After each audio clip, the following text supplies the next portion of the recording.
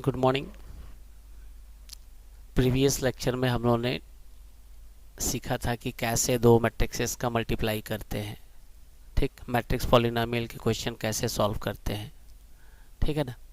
और मैंने कहा था मेन इंपॉर्टेंट वर्क होता है मैट्रिसेस में मल्टीप्लाई करना आना चाहिए। उसके बाद जो नेक्स्ट टॉपिक्स पढ़ना है हम लोग को, ट्रांसपोज ऑफ ए मैट्रिक्स। किसी भी मैट्रिक्स का ट्रांसपोज कैसे निकालते हैं, उसकी प्रॉपर्टी क्या है, उसके बाद फिर रो ट्रांसफॉर्मेशन से क्वेश्चन करना है। तो ट्रांसपोज ऑफ ए मैट्रिक्स होता क्या, सिंपली ये जानना है हमारा। पता है ट्रांसपोज ऑफ ए मैट्रिक्स, अगर कोई भी मैट्रिक्स हमारे पास है, अगर उसके रो और कॉलम को इंटरचेंज कर देते हैं हम लोग, तो उसी को हम लोग ट्रांसपोज मैट्रिक्स कहते हैं। जैसे मान लीजिए ए हमारे पास एक ए I J M cross N की मैट्रिक्स है, तो ट्रांसपोज ऑफ ए के ऊपर डैश लिख दीजिए, A to the power T लिख दीजिए, और is obtain by interchanging its row and column. तो ए डैश हमारा अगर इसका एम क्रॉस एन था, तो ए डैश का ऑर्डर एन क्रॉस एम हो जाएगा। फॉर एग्जाम्पल, जैसे मान ली ए इज इक्वल टू हमारा ए आई जे था, तो ए डैश हमने बी जी आई लिख दिया, where B G I is equal to A I J, वो सब रहेगा। जैसे फॉर एग्जाम्पल आप ध्यान से देखिए, एक मैट्रिक्स है, इसमें 2 रो और 3 कॉलम है, there are 2 row and 3 column. ठीक, ओके। और इसका ट्रांसपोज होगा तो जो फर्स्ट रो है वो फर्स्ट कॉलम बन जाएगी, और सेकेंड रो सेकेंड कॉलम बन जाएगी। तो इसका ऑर्डर क्या हो गया, 3 रो एंड 2 कॉलम। कोई डाउट?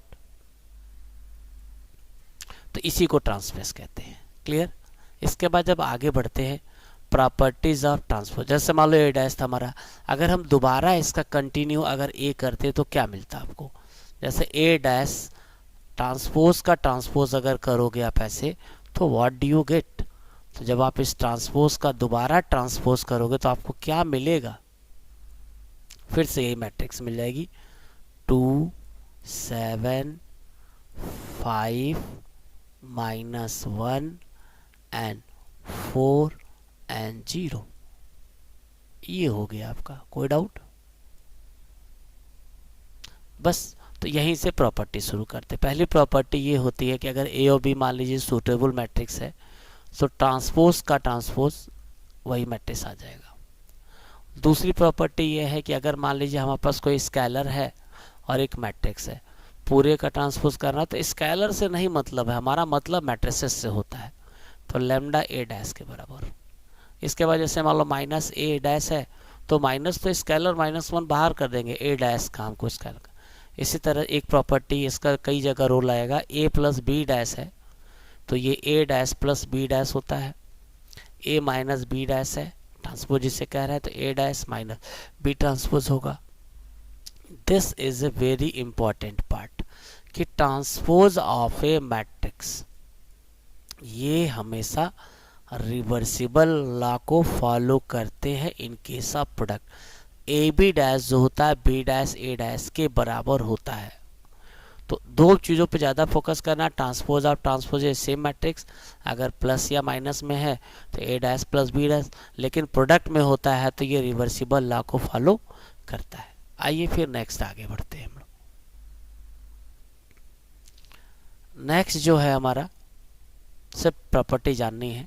अब इसके बाद एक अगला जो आएगा हमारा, हमें जो डिस्कस करना है कि सिमेट्रिक क्या होता है, स्क्यू सिमेट्रिक क्या होता है।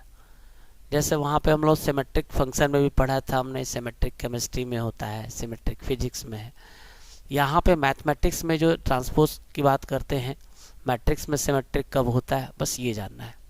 तो सबसे पहले सिमेट्रिक कब होता है, बस सिंपली कि अगर हम किसी मैट्रिक्स के और रो और कॉलम को इंटरचेंज करें और मैट्रिक्स पे कोई फर्क ना पड़े, तो सबसे पहला इंपॉर्टेंट वर्क ये होता है कि सिमेट्रिक हमेशा स्क्वायर मैट्रिक्स का निकालते हैं। Square matrix A I J N cross N is called symmetric if and only if transpose of A is equal to A होगा। सबसे इंपॉर्टेंट हमारा यही है। फॉर एग्जाम्पल, एक ये मैट्रिक्स है, तो आप पहचान क्या है, तो आप देखो यहाँ पे पहचान ये होती कि जो मेन डायगोनल के दोनों तरफ के एलिमेंट होते हैं, जैसे इसके दोनों तरफ के एलिमेंट सेम है, आप इसका ट्रांसपोज करोगे तो यही आएगा। इस मैट्रिक्स को ए बी सी को देखो, डायगोनल के दोनों तरफ एलिमेंट है, आप ट्रांसपोज करोगे तो यही आएगा।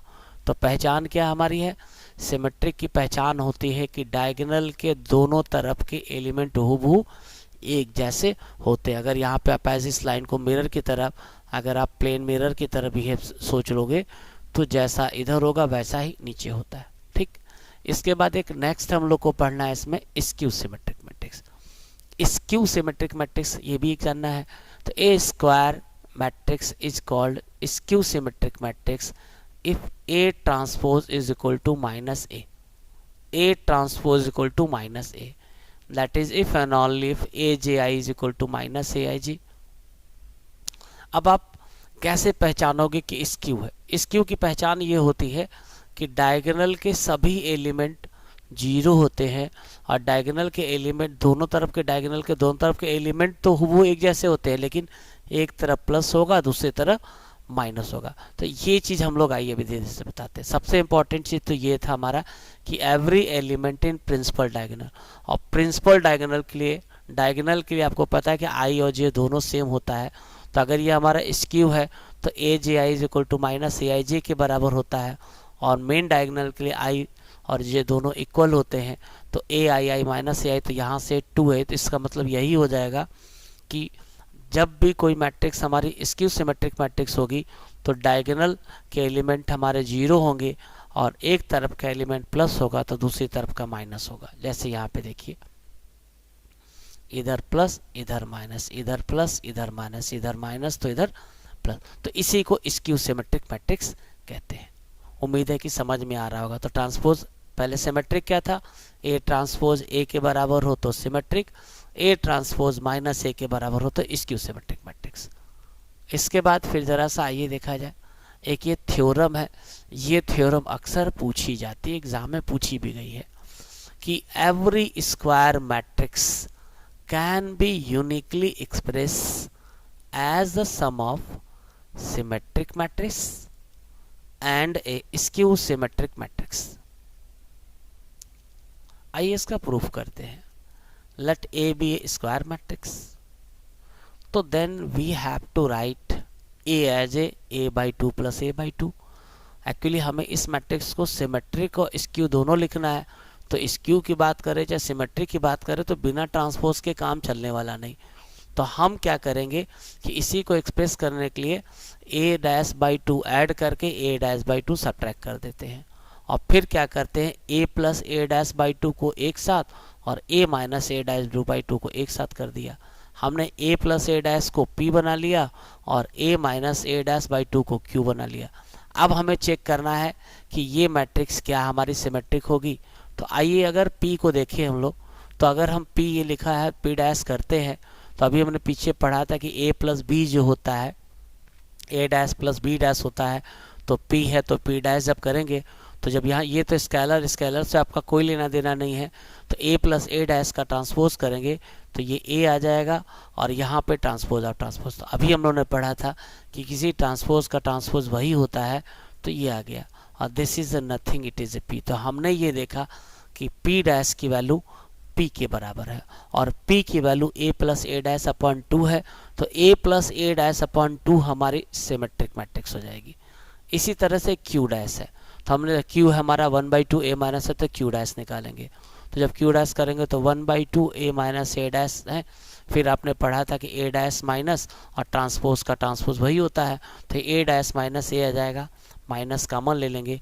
तो हम यहाँ पे ये देख रहे हैं कि q डैश माइनस k के बराबर है। तो इससे ये क्लियर हो गया कि p हमारा सिमेट्रिक था और q हमारा स्क्यू सिमेट्रिक मैट्रिक्स है। तो इससे हमने क्या प्रूव किया, हमने ये दिखा कि we can express any square matrix as a sum of symmetric and skew.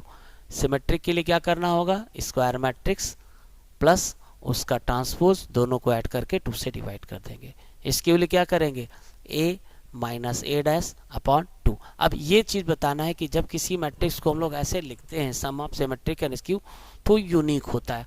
तो यूनिकनेस को प्रूव करने के लिए क्या करें, हम लोग मान लेते हैं if possible let a is equal to r plus s, मतलब a कैन बी एक्सप्रेस इस तरह से लिख रहे हैं कि r हमारा सिमेट्रिक आ गया और s हमारा स्क्यू सिमेट्रिक मैट्रिक्स आ गया। अगर r सिमेट्रिक है तो डेफिनेशन के हिसाब से r डैश r के बराबर होगा, अगर s स्क्यू है तो s डैश माइनस s के बराबर होगा। अब हम चेक करेंगे क्या ये जो आर और आर डैश है यूनिक आते हैं कि नहीं आते हैं। तो जैसे मान लो A is equal to R plus R dash R plus S है, तो जब ए डैश करते ट्रांसपोज करते तो ये R dash plus S dash आता। फिर हम कहेंगे since R is a symmetric so in place of R, R लिख दे, आर डैश की जगह आर लिख देंगे, और S is skew symmetric matrix तो इन प्लेस ऑफ हमने एस लिख दिया। तो हमने देखा कि ए डैश की वैल्यू इतनी आ गई। अब हम क्या करेंगे, इसको इक्वेशन नंबर 1 बना लेते हैं और इसको इक्वेशन नंबर 2 बना लेते हैं ए डैश को। और जब इन दोनों को सॉल्व करके आर और एस की वैल्यू निकालेंगे तो जब इन दोनों को आप ऐड करोगे तो यहाँ से क्या एस से एस कट जाएगा, तो यहाँ से आपको आर की वैल्यू जो मिलेगी ना वो मिलेगा आपको A plus A dash upon 2 this is.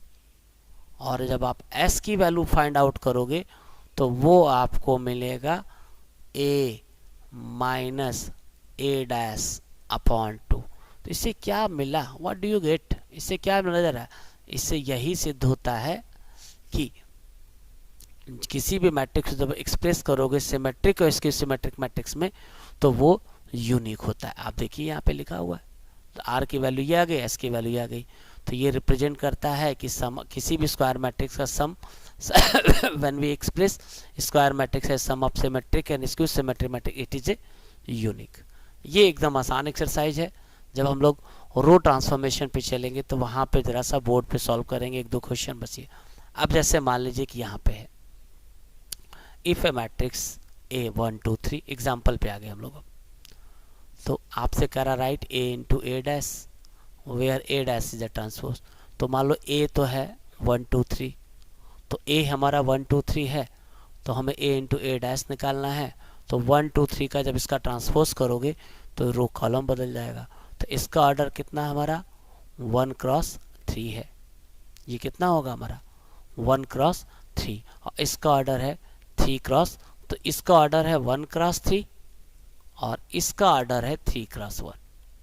तो जब आप दोनों का मल्टीप्लाई करोगे तो होगा क्या कि इसका कॉलम इसके रो से कैंसिल हो जाएगा, तो जो मैट्रिक्स आएगी 1 क्रॉस 1 की आएगी। तो हम करेंगे क्या, 1 into 1 plus 2 into 2 plus 3 into 3, 9 4 13 और 1 14, ये मैट्रिक्स आ गई। ठीक है, इसके बाद फिर आगे देखिए नेक्स्ट एग्जांपल। ये कह रहा है ए दिया है बी दिया है तो वेरीफाई करना है। तो अभी हम लोग देखा ही था कि जैसे मान लो 2a है तो हमने बताया कि 2a डैश दिखाना है। तो आप क्या करोगे, 2a तो पहले क्या करोगे, इस मैट्रिक्स के हर एलिमेंट को 2 से मल्टीप्लाई कर दोगे, छोड़ दिया हमने। अब हम 2a डैश की बात करते हैं। 2a डैश का मतलब पहले मैट्रिक्स में हर एलिमेंट में 2 से मल्टीप्लाई कर देंगे। मल्टीप्लाई कर दिया हमने ऐसे, जब हमने ये 2 इसका फिर यहाँ पे आ गया, फिर हमने क्या किया, मल्टीप्लाई करने के बाद इसका ट्रांसपोज कर दिया। फर्स्ट रो को फर्स्ट कॉलम बना लिया, सेकंड रो को सेकंड कॉलम बना लिया। तो हम ये देख रहे हैं कि 2a ये है, तो 2a तो हमारा इतना था, फिर हमने 2a डैश निकाल लिया। अब इसके बाद क्या करें कि आप 2a डैश को सॉल्व करिए। तो पहले a डैश कितना है हमारा, पहले a डैश निकालते हैं हम लोग। तो a डैश 2 a डैश है, a डैश हमने ऐसे निकाले 2 से मल्टीप्लाई किया। तो हम देख रहे हैं कि 2a डैश की वैल्यू 2a डैश की वैल्यू 2 इंटू a डैश के बराबर आ रही।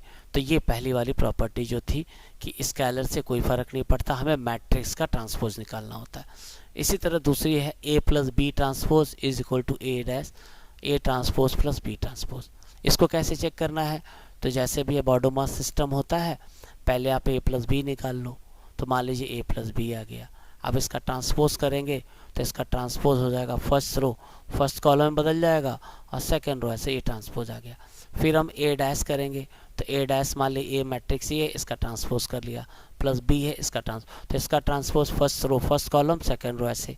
इसी तरह इसका ट्रांसपोज ये फर्स्ट रो फर्स्ट कॉलम में ऐसे बदल दिया। अब सब इनको सॉल्व करेंगे, जब आप सॉल्व कर रहे हो तो नज़र आ रहा है 3 - 1 2, 5 + 3 8, 5 - 2 3, 2 + 4 6। तो हम ये देख रहे हैं कि ये a प्लस बी ट्रांसपोज की value a transpose plus b transpose के बराबर आ रही है।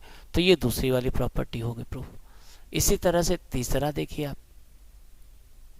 थर्ड एग्जांपल क्या था कि हमें शो करना था कि ए बी डैश जो होता है वो B transpose into A transpose होता है। तो सबसे पहले आप ए इंटू बी निकालेंगे, तो ए इंटू बी निकालेंगे तो मैट्रिक्स ए 2 क्रॉस 2 है, मैट्रिक्स बी 2 क्रॉस 2 है, तो दोनों का मल्टीप्लाई करेंगे तो फर्स्ट रो फर्स्ट कॉलम यहाँ पे, फर्स्ट रो सेकेंड कॉलम यहाँ पे, second row first column, second row second column, तो ये हमें ए बी मिल गया। जब ए बी मिल गया तो इसका ट्रांसपोज कर लेते हैं, फर्स्ट रो को फर्स्ट कॉलम, सेकेंड रो को ऐसे बना लिया।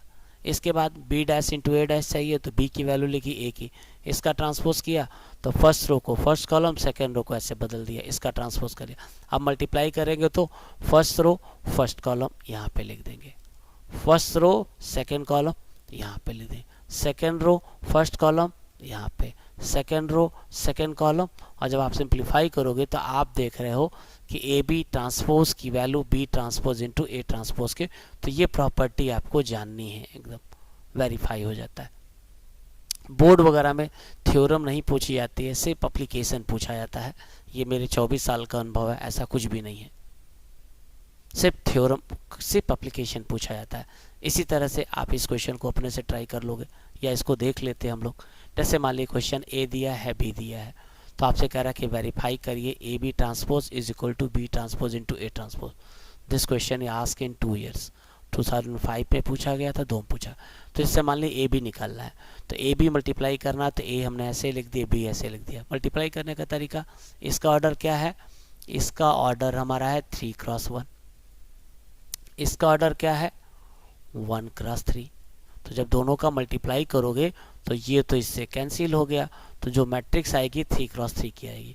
तो फर्स्ट रो फर्स्ट कॉलम यहाँ पे लिख दिया हमने ऐसे, first row first column multiply हो गया, first row second column, first row third column, second row first column, second row second column, second row third column, third row first column, third row second column, third row third column.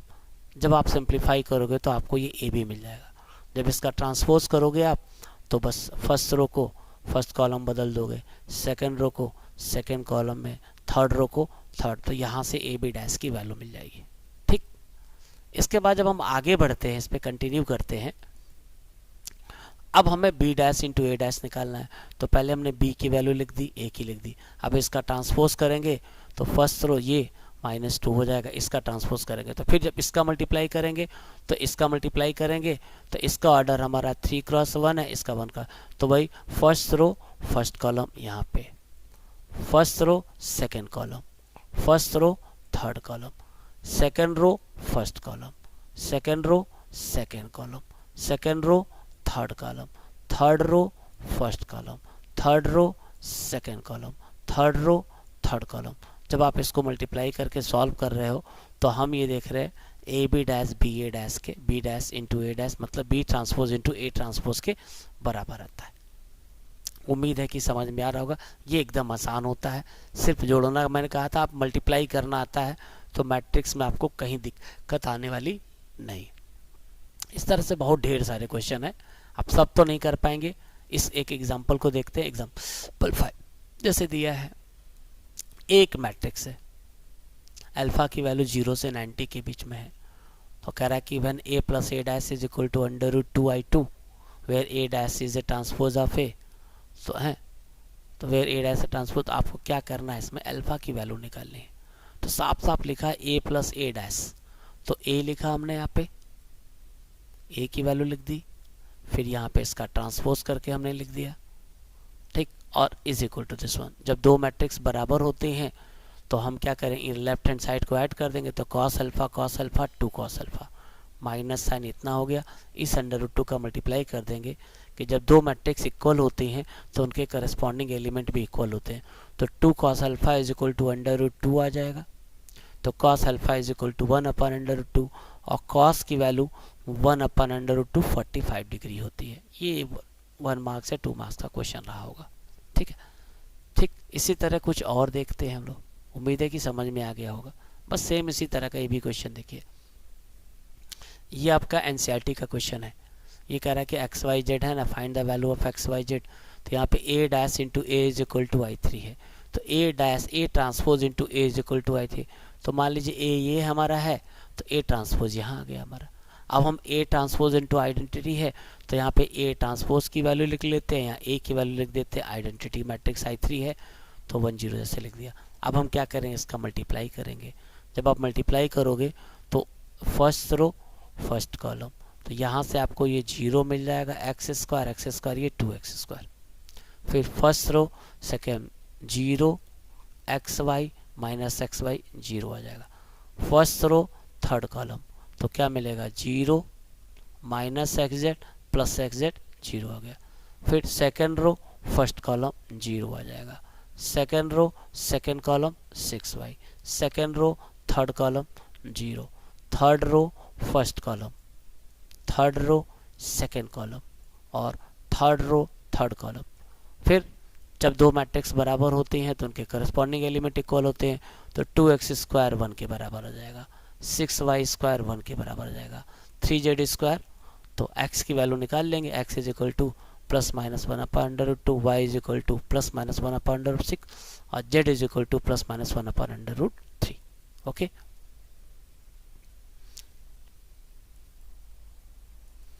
जरा सा कुछ एक आध question और 2-3 question और discuss कर लेते हैं क्योंकि आसान है आगे है ना। जैसे मान लो क्वेश्चन दिया, ए दिया, मैट्रिक्स दिया है, तो कह रहा है कि a प्लस ए डैश हमेशा सिमेट्रिक होता है। तो हमने मान लिया कि let p is equal to a plus A, तो value of a put up कर दी, a का ट्रांसपोज करेंगे तो फर्स्ट रो को फर्स्ट कॉलम बदल लेंगे, दोनों को ऐड करेंगे तो ये आ गया। फिर ये मान लो p की वैल्यू इतनी आ गई और फिर हमको पता है कि ये है, तो अगर हम p डैश निकालते, p ट्रांसपोज करते, तो आप ऐसे भी देखो यार कि डायगोनल के दोनों तरफ के एलिमेंट सेम है तो p डैश p के बराबर आ रहा है। तो एक ये थ्योरम याद कर लीजिएगा कि a प्लस ए ट्रांसपोज हमेशा सिमेट्रिक होता है और a माइनस ए ट्रांसपोज हमेशा स्क्यू सिमेट्रिक मैट्रिक्स होता है। ये एकदम काम करेगा न्यूमेरिकल लगाते समय। इसी तरह से ये example a minus A dash हमेशा स्क्यू होता है। तो जैसे सॉल्व करना हम लोग को, तो भैया a मान लिया कि let p is equal to a minus A की वैल्यू पुटअप की और यहाँ ए ट्रांसपोज करके जब सॉल्व करोगे तो इसमें से सब्ट्रैक्ट करना है। तो हमने बताया था कि इसका सबसे बढ़िया तरीका आप क्या करिए कि यहाँ पे इसके साइन को चेंज कर दीजिए और अंदर वाले का साइन आप बदल दीजिए। तो इससे क्या फ़ायदा होता है कि दिमाग पे जोर कम देना पड़ता है।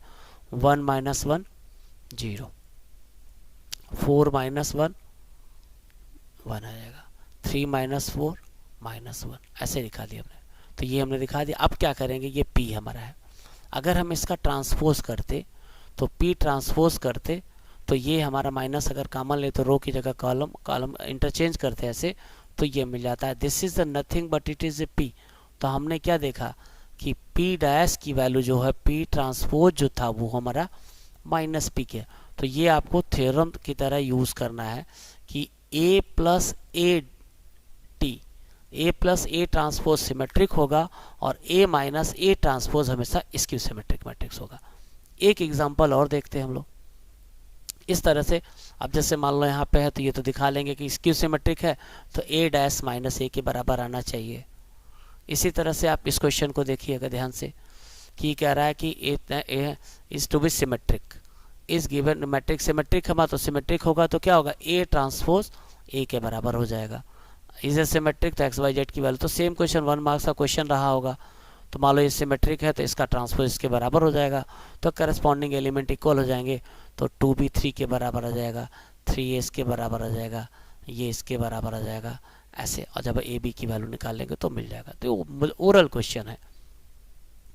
इसके बाद नेक्स्ट आगे देखते हैं, ये भी सेम उसी तरह के क्वेश्चन हमारे थे।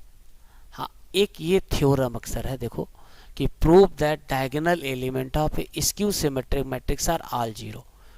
तो स्क्यू सिमेट्रिक मैट्रिक्स कब होती है, जब a ट्रांसपोज माइनस ए के बराबर आता है। तो मान लिया हमने कि let a is equal to aij be A square matrix of order n। तो गिवन मैट्रिक्स है स्क्यू सिमेट्रिक मैट्रिक्स है तो ये a डैश माइनस ए के बराबर होगा। जब a dash minus A transpose minus A के बराबर होगा तो अगर हम a को aij लिखते हैं तो a डैश की जगह aji लिख देंगे। और फिर हमें पता है कि मेन डायगोनल के लिए जब भी मेन डायगोनल के एलिमेंट लिखते हो तो मेन क्या होता है, a11 a22 a22 a33, ये मेन डायगोनल के एलिमेंट होते हैं। तो मेन डायगोनल में i j के बराबर होता है। तो इसीलिए i बराबर j हो जाएगा। तो जब इसको ट्रांसफ़र करोगे तो 2 तो 0 तो होगा नहीं, तो a i i is equal to 0 हो जाएगा। तो इससे ये प्रूफ होता है कि किसी भी स्क्यू सिमेट्रिक मैट्रिक्स के डायगोनल के सभी एलिमेंट 0 होते हैं, ये जानना है आपको। इसके बाद नेक्स्ट देखिए, अब जैसे ये भी छोटे छोटे हैं, if A B A square matrix of equal order और बी इज ए सिमेट्रिक, तो क्या शो करिए कि A dash B A is also symmetric.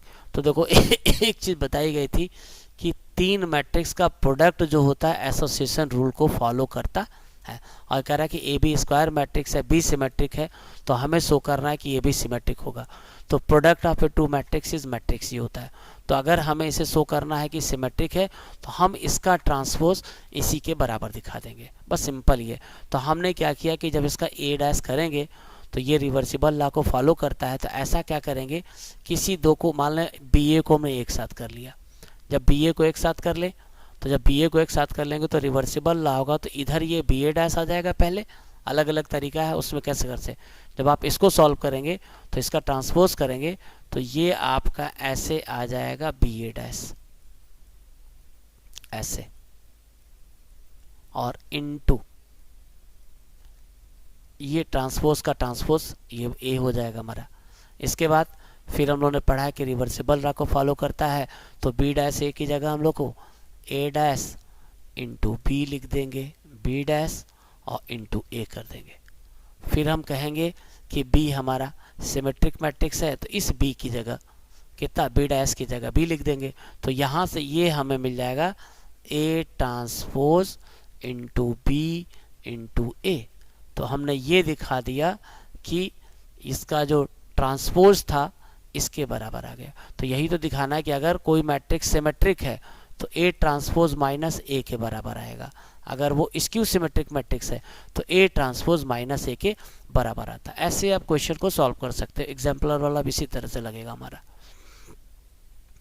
अब एक क्वेश्चन और हम लोग खाली इधर लगाते हैं, बस लास्ट क्वेश्चन है, क्योंकि अब जैसे मान लीजिए कि ये कह रहा है कि A B are symmetric matrix of same order, तो prove that it is skew. तो प्रूफ तो हमको पता है कि difference of two matrix matrix होता है।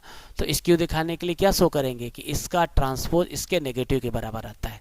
तो हमने मान लिया कि ए बी माइनस ये है, फिर जब आप रूल लगाओगे तो A B dash minus B A dash, फिर ये रिवर्सिबल लॉ को फॉलो करता है, तो B transpose into A transpose. फिर कहेंगे ए और बी हमारे सिमेट्रिक है, तो बी डैश की जगह बी, ए डैश की जगह ए डैश की जगह बी, माइनस का मान लेंगे।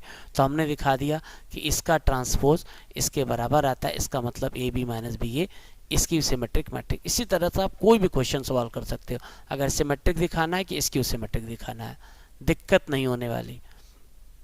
अब आप इसके बाद एक क्वेश्चन बस खाली लास्ट में बता रहा हूं आपको, आज का ये लास्ट क्वेश्चन है।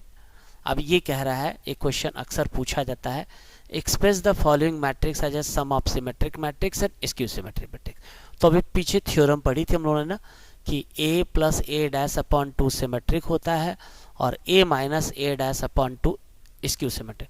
तो मान लीजिए लेट ए की स्क्वायर मैट्रिक्स है, तो इसका ट्रांसपोज ये हो जाएगा, फर्स्ट रो की फर्स्ट कॉलम, सेकेंड रो को ऐसे इंटरचेंज कर दिया। फिर हम लोग a प्लस ए डैश निकाल लेंगे तो ये मिल जाएगा। फिर पूरे को 2 से डिवाइड कर देंगे, तो इसके ईच एलिमेंट को 2 से हमने डिवाइड कर दिया। ठीक, इसके बाद जब आगे बढ़ेंगे हम लोग इधर कंटिन्यू करेंगे तो a माइनस ए डैश निकाल लेंगे, तो a माइनस ए डैश कर लेते हैं, तो ये आ गया। इसके हर एलिमेंट को 2 से डिवाइड कर देंगे। ठीक, इसके बाद क्या करेंगे, हम लोग 1/2 a प्लस ए डैश निकाल चुके हैं, 1/2 a माइनस ए डैश निकाल, और जब दोनों मैट्रिक्स को आप ऐड करोगे तो इनको जब ऐड करोगे तो इसकी वैल्यू a के बराबर जाएगी। तो इस तरह से आपको ये सीखना है कि a plus A dash upon 2 हमेशा सिमेट्रिक होगा और a minus A dash upon 2 हमेशा स्क्यू सिमेट्रिक मैट्रिक्स होता है। उम्मीद है कि आप इस तरह से क्वेश्चन को ट्राई, क्योंकि इसमें आसान है, ज़रा से बुक को पढ़ना पड़ता है, बुक को पढ़ना भी चाहिए। थारोली बुक को पढ़ेंगे अगर आप ऐसे, हम लोग तो खाली आपको गाइड करते हैं, बुक को पढ़िए बस खाली, इसके बाद आपको कहीं डाउट नहीं होने वाला। अब जब एक्सरसाइज लगाएंगे तो मुझे नहीं लगता कि आपको कहीं दिक्कत आने वाली। जैसे हम लोगों ने पढ़ा 3a डैश, तो यहाँ इसका क्या मतलब होगा, 3 से आपका कोई लेना देना नहीं, आप क्या करोगे 3 इंटू ए डैश कर दो, खाली इसका ट्रांसपोज निकाल दो। ए डैश प्लस बी डैश करना है तो इसका ट्रांसपोज निकालिए, इसका ट्रांसपोज निकालिए, दोनों को जोड़ दीजिए। A plus A dash is equal to I है तो एक्स की वैल्यू निकालनी है तो इसका ट्रांसपोज करके जोड़ दीजिए। तो ये छोटे छोटे क्वेश्चन आपके हैं और कहीं कुछ फंसने वाला नहीं आपका। देखिए ए माइनस ए डैश से स्क्यू होता है, ए प्लस ए ट्रांसपोज सिमेट्रिक होता है। फिर अगर आप पढ़ना चाहते हो तो किसी क्वेश्चन को देखिए, आप पढ़ चुके हो, एग्जाम्पल जो लगाया वही हमारे एक्सरसाइज में क्वेश्चन हमारे पास है। सिर्फ 2-3 क्वेश्चन सॉल्व किया था, बढ़िया से परफेक्ट हो जाइए मल्टीप्लाई करने में और कुछ नहीं करना आपको। जैसे मान लो एक क्वेश्चन ये हमारा है तो ये इसी तरह से है। पहले क्या करेंगे, ये इसका ट्रांसपोज है हमारा, पहले इस मैट्रिक्स से मल्टीप्लाई कर लेंगे, फिर इसका ट्रांसपोज कर लेंगे, जीरो मैट्रिक्स से इक्वेट कर लेंगे, आंसर मिल जाएगा हमारा। ठीक है, तो इसी तरह से आप ट्राई कर सकते हैं, कहीं दिक्कत नहीं आने वाली। ये जैसे क्वेश्चन 27 हमारा है कि एक्सप्रेस है तो ए प्लस ए डैश अपॉन 2 करोगे तो सिमेट्रिक मिल जाएगा, ए माइनस ए डैश अपॉन 2 करोगे तो स्क्यू सिमेट्रिक मिल जाएगा। तो अब अगले वीडियो में हम लोग मिलेंगे एलिमेंट्री ऑपरेशन ऑन मैट्रिक्स। सबसे इम्पॉर्टेंट यही है क्योंकि अक्सर एक क्वेश्चन रो ट्रांसफॉर्मेशन से या एलिमेंट्री ट्रांसफॉर्मेशन मेथड से 6 मार्क्स का इन्वर्स निकालने को आता है, उसको पहले समझाएंगे, 2 क्वेश्चन को बोर्ड पे सॉल्व करेंगे बस, तो मैट्रिसेस लगभग हमारा ख़त्म हो जाएगा। Thank you for listening me.